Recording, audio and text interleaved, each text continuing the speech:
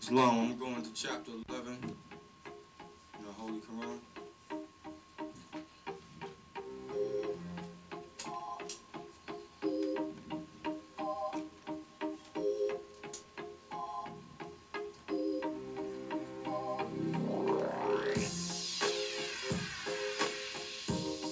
Islam.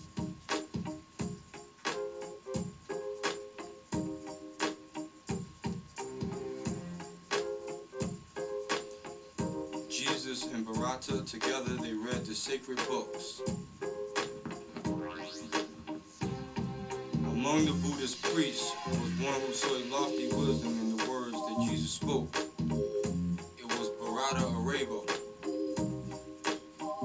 Together Jesus and Barata read the Jewish Psalms, and prophets read the Vedas and the Vista and the wisdom. Welcome to this special documentary addressing the Negro problem, particularly in North America, and the artificiality surrounding it.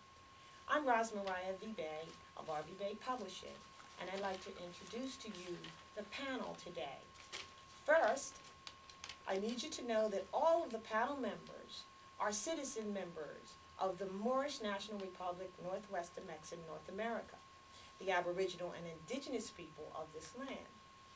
They are active and progressive members of the Moorish Divine and National Movement of the World, founded by Noble Drew Ali, Sheikh Sharif Ali. First, I'd like to introduce you to Messiah Ali Bey of Bronx, New York, who is also the host of this documentary. Good afternoon. Greetings. And Taj, to his right, Taj TARIK Bey, author and publisher of the Moorish Heritage Lesson Book Series, founder of the Moorish Order of the Round Table, established officially in 1982, Grand Sheikh of the Moorish Science Temple of America. Greetings. And I've introduced myself. Next we will introduce El Divine Allah El of Bronx, New York. Islam. Brother Rajid El Bey of Bronx, New York. Islam. Thank you. Now, what we would like to start with, we recognize that in order to give information about where we are today with addressing the Negro problem, we have to go back to the history. So we'd like to start by having Taj TARIK Bey begin with the synopsis of the Moabite Moorish nation, or ancient origins. The origin of the Moabite Moorish nation is really of the world. But in this territory, thousands of years ago, the Moors, Canaanites, received permission from the ancient pharaohs of Egypt to occupy this portion of the land. The center or the Capitolium for the Moorish Empire in the Western Hemisphere is the Yucatan Peninsula, the center of civilization in this side. It is the universities that are also found there are more ancient than many of those that you find in Misran that they call Egypt. And so the connection of the Moors to this land is ancient, with a history encompassing over 70,000 years, over 45,000 years of recorded history, and this is their land, their birthright. They are Aboriginal and Indigenous, and those Moors today, through misinformation, think that they're Negroes, blacks, colored, West Indians, etc., etc. And so the Negro problem involves a consciousness of the birthright, of their history, their connection to the land, and their connection to government here in the Western Hemisphere.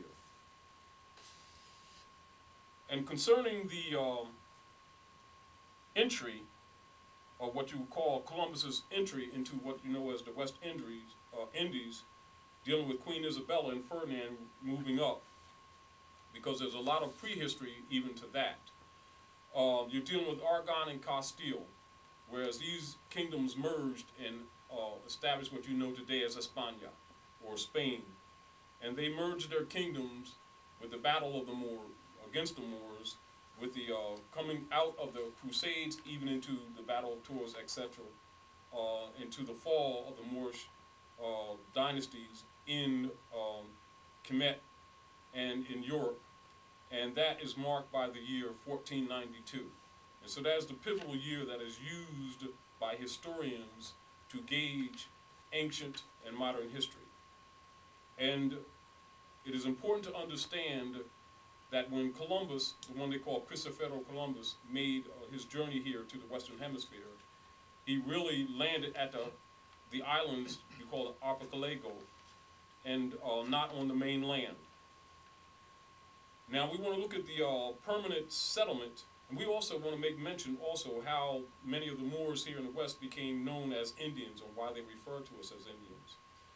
Three of the major dynasties that established the yoga, or what you call the metaphysical culture in the land that you know as Peru, which was renamed a couple of thousand years ago as Hindustan by the Moors, which people know today as India, just below China today, established that major culture, or what you call metaphysical or spiritual type culture. And because the Mauryan dynasty, the Nanda dynasty, and the Gupta dynasty were the major dynasties that established that culture. And when they came to the Western Hemisphere, they saw the same people with fezzes, turbans, etc., and said, these surely are Indians. And this can be found in multiple records of both the sailors and also Columbus ship records. And this is how the Moors became known as Indians, or Indians of the West. Also, with the indigo berry, which is Moroccan, that's what we would dye the tassels to the fez with. And it's also where the word Indi or Hindu come from. Also, India is also short with Hindi, which is silent, and Indi. And so this is where that came from. So that's a misnomer because we're not Indians, but that misnomer came about by that way. And so, but we are actually ancient Moabite Canaanite peoples, and ancient to this land. Now, the first permanent settlement for the Albion Europeans in North America was Jamestown, Virginia, called Old Dominion Territory. And that river, as well as Jamestown, was named after King James, who was Prince James of Bible alteration fame. So you must understand the connection that that both the Europeans have here with the indigenous people in order to understand your birthright. That's very important. And the process of subverting and destabilizing the United Federation of Moors by murdering chieftains, shakums, and celebrated as Thanksgiving Day. I want to make note also that that day was officially established as a holiday during the John Hanson administration. That's 8 administrations before George Washington. So that's important to know. And that was established for celebrating the murdering of the chieftains. They did not want to maintain treaties. There were many chieftains and shakums who made treaties with the Europeans because there was also divisions amongst the regencies here in the North Gate. And so there were disputes amongst the Moors, which was part of what was fed relative to Europeans feeding the fire of that division. And so it must be understood that Thanksgiving Day has a lot to do with that as far as celebration is concerned, dealing with the overthrowing of the government. Thank you. May I add, so then we're celebrating, you're saying two things, in that